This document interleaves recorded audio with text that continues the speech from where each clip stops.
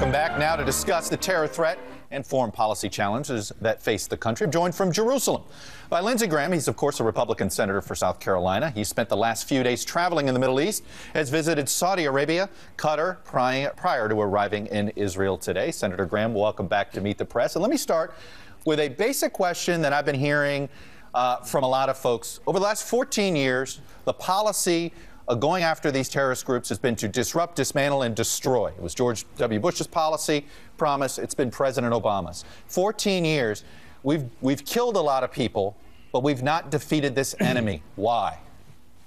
Well, once you liberate a country like Iraq and you don't have a follow-on force, they fill in the gaps. Syria is a failed state. The civil war in Syria basically broke the country apart. And the only thing I can say is you have to deny the enemy safe haven.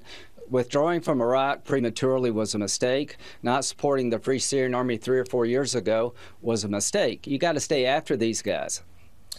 Well, Senator, I guess I would just say, are you advocating then more troops in a place like Syria now? More troops, potentially? Is it Yemen that we need to do? I mean, what is the answer now? I know we want to debate about some of these things in the past about Iraq, but what's the answer now?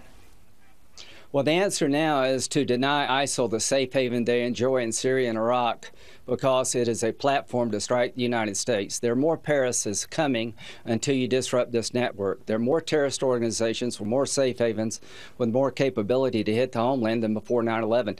The answer is to form a regional coalition.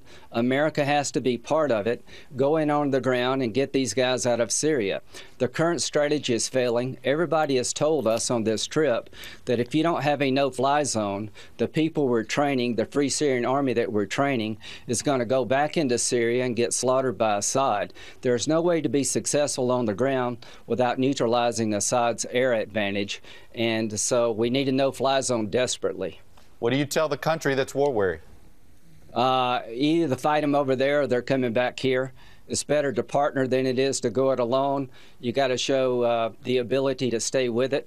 You try to get partners. The Free Syrian Army would be a good partner. They've been punished pretty hard by Assad and ISIL. It's in our national security interest to deny them a safe haven. When it comes to Iraq, let's get it right this time. The most vicious radical Islamic group might actually be in Nigeria. You didn't bring it up. A lot of people don't bring it up until it's asked. Boko Haram slaughtered thousands in the same week that 17 people were killed in Paris. Should the United States be doing more in Nigeria? Other countries? What's the answer there? Well, I think, yeah, we should be doing more, but Boko Haram doesn't represent the threat to the homeland, in my view, that ISIL does, and al-Nusra and other groups in Syria and Iraq. But this problem is spreading throughout the world. What the next stage of the fight, I think, is Africa. But if we could show some resolve in Syria and Iraq and reset the table and go after these guys in Syria and Iraq with success, I think it would change the landscape throughout the world. Success anywhere breeds success everywhere. Failure in any one spot hurts you everywhere. But you're right. 2,000 people were killed in one weekend in Nigeria, and the world basically ignored the story. Let's move to Iran. Let me play what the president said in pushing back at Congress's attempt to apply more sanctions before the negotiations are done with Iran. Here's what he said. My main message to Congress at this point is just hold your fire. Nobody around the world, least of all the Iranians, doubt my ability to get some additional sanctions passed should these negotiations fail. That's not a hard vote for me to get through Congress. Why not wait? I think we're trying to tell the Iranians that we would like a political negotiation, a diplomatic solution, but please understand in Iran that the Congress is intent on reapplying sanctions if you walk away from the negotiating table and if you cheat. I don't think that's a disruptive message. All we're telling the Iranians, if you walk away from these negotiations, sanctions will be reapplied. If you cheat, they will be reimposed. But let me just say this. I'm willing to forgo sanctions, Chuck, if the president will take any deal he negotiates and brings it to Congress for our approval. If he thinks sanctions is disruptive to a good outcome, I'm willing to forgo that vote with the understanding that any deal he negotiates will come to the Congress for our approval or disapproval as a check and balance.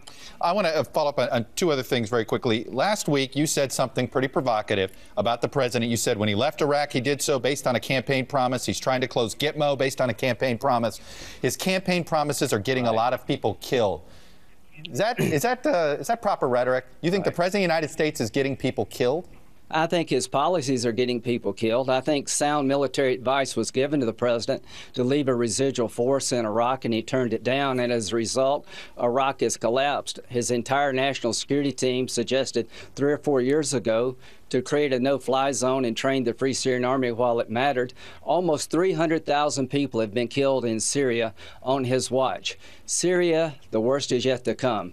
Lebanon and Jordan have closed their borders.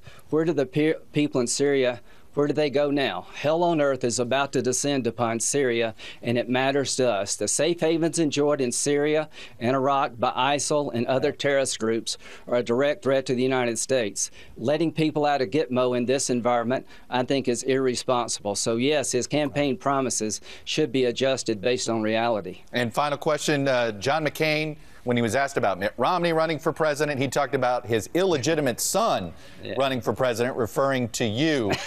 Where are you on this? And I hear you're actually polling right now to test your ability to run for president.